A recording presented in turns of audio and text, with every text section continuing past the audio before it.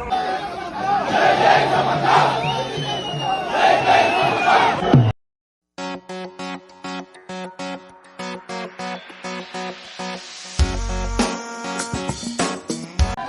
Friends, ఈ సమ్మక్క సారక్క జాతరలో gun పేల్చి సారక్కని గద్దెలపైకి ఆహ్వానించి తీసుకొచ్చే కార్యక్రమం ఇక్కడ మనం చూడవచ్చు.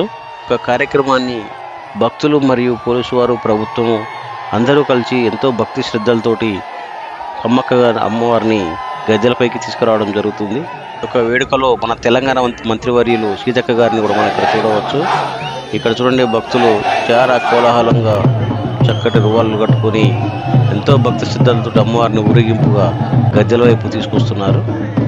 మన ఛానల్లో ఇలాంటి కల్చరల్ వీడియోస్ ఇంకా చాలా వస్తాయి కాబట్టి ఇప్పటివరకు మన ఛానల్ ఎవరైనా సబ్స్క్రైబ్ చేసుకునే వారు ఉంటే ఇప్పుడే సబ్స్క్రైబ్ చేసుకోగలరు.